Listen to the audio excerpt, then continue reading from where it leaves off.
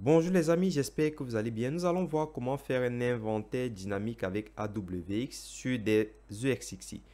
Pour ce faire, vous devez avoir installé vCenter. Donc vous ne pouvez pas faire directement des inventaires dynamiques sur des EXXI. Vous devez passer par un vCenter. Bon, c'est un peu dommage, mais c'est comme ça, c'est du business parce que bien évidemment, vCenter, vous avez besoin d'une licence. Mais pour nous, nous avons une licence qui est gratuite pendant 30 jours, donc une licence de test. Donc, ce n'est pas impossible de faire ce laboratoire. Pour ma part, d'ailleurs, j'utilise une licence de test, comme vous pouvez voir ici. Et du coup, j'ai pu importer un seul EXXI.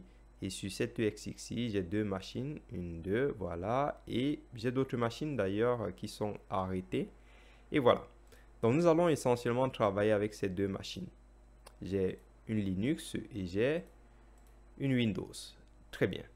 Alors, je vais retourner sur AWX et du coup, nous allons créer un inventaire dont je vais l'appeler inventory-vcenter-teach me more. OK. Ensuite, je vais sélectionner l'organisation. Pour le groupe d'instances, nous allons laisser tomber. En réalité, les instances sont tout simplement des machines sur lesquelles AWX tourne. Donc en gros, on peut avoir plusieurs instances AWX pour plusieurs raisons. Mais généralement, si nous avons une centaine de serveurs et que nous souhaitons faire une répartition de charges dans de nos différents jobs, nous pouvons donc créer des groupes d'instances pour que chaque instance AWX puisse exécuter des tâches particulières. Voilà à quoi servent les groupes d'instances. Du coup, nous n'en avons pas, on va laisser tomber. Et là, je vais enregistrer. Une fois que j'enregistre, je vais cette fois-ci venir dans Source. Je clique sur Ajouter et je vais mettre From. On va mettre ici From vCenter, comme ceci. Alors, ensuite, pour la source, je vais donc dire VMware vCenter. Et là, il me faut des informations d'identification. Donc, j'ai mon serveur vCenter qui est ici. Voici son adresse IP, voici le nom de l'utilisateur. Et bien sûr, le mot de passe est secret.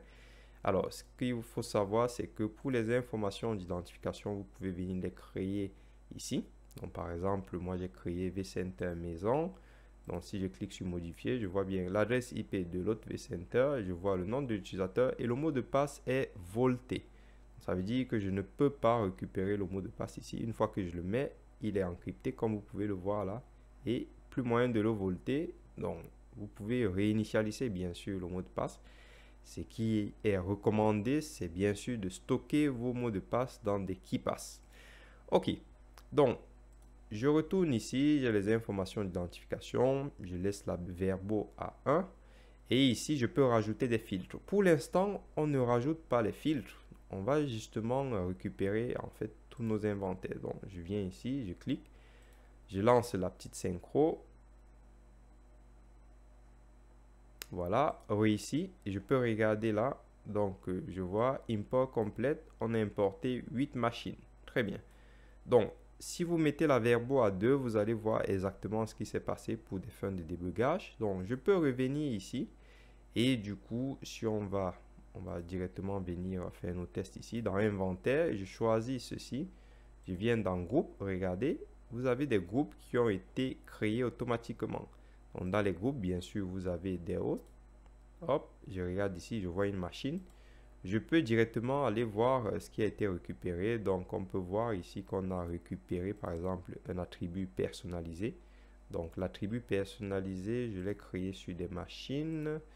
Donc, là, par exemple, si je viens ici, on va faire balise, modifier attribut personnalisé. Voilà. Voilà. Donc, on peut récupérer aussi ces paramètres et on peut faire des filtres par rapport à ces paramètres.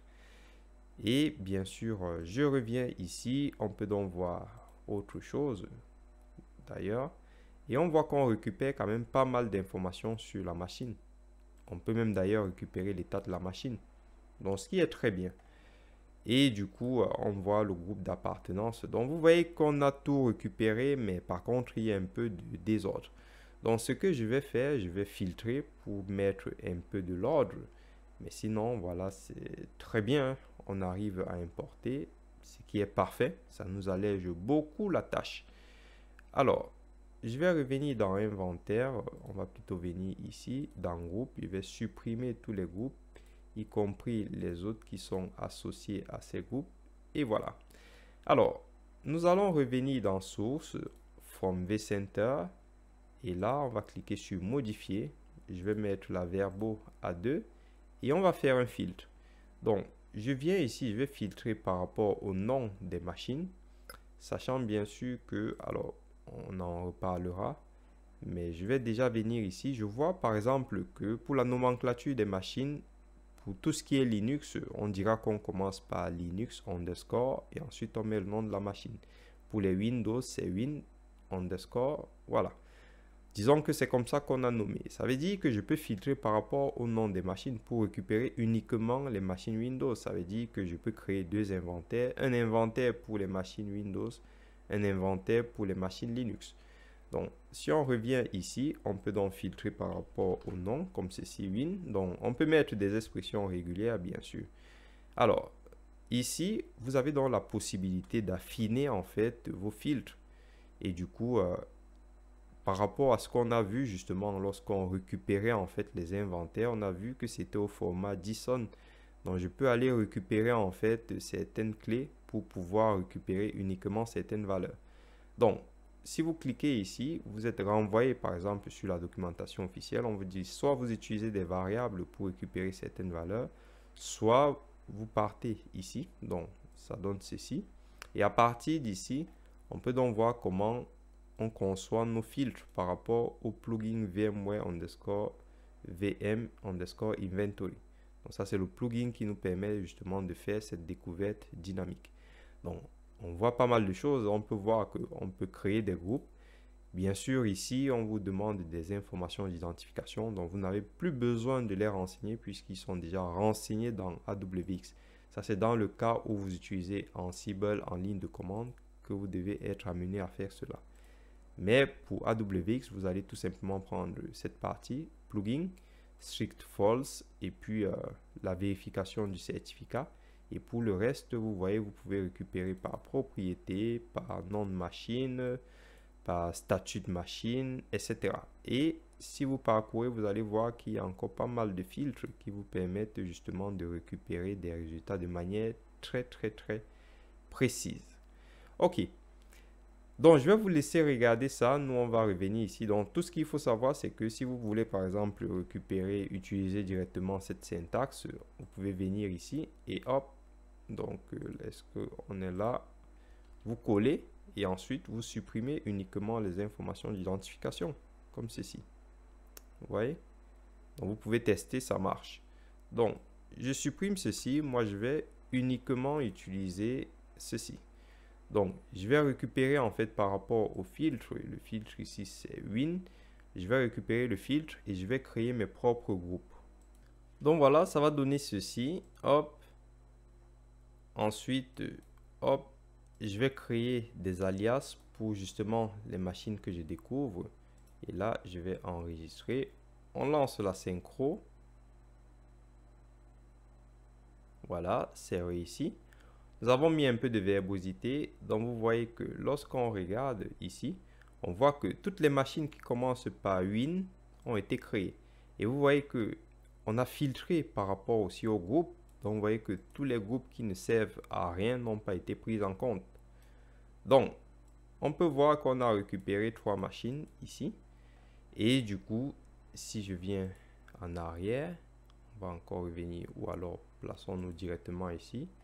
On va aller dans inventaire, hop, je clique comme ceci, groupe, power on, je vois qu'il y a le groupe Windows guest ici, et là, si je clique, hop, je regarde, je vais voir que j'ai récupéré uniquement des machines Windows.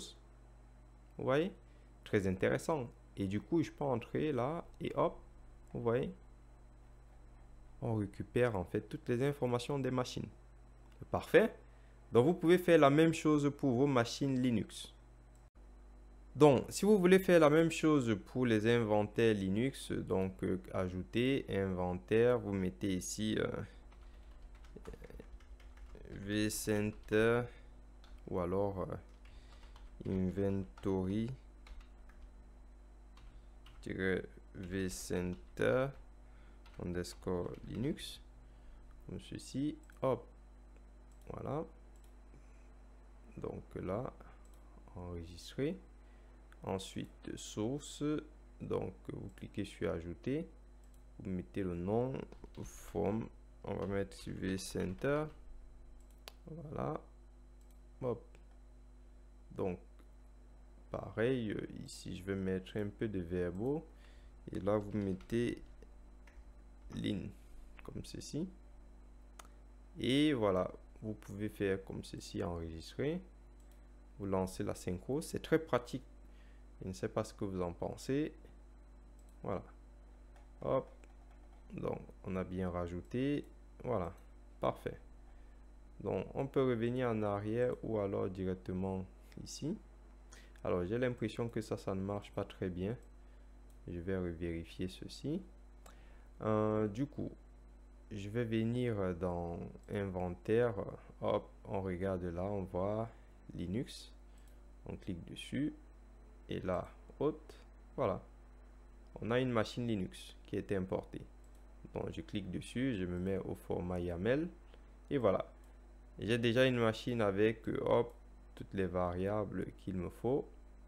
C'est d'ailleurs parfait. Très bien.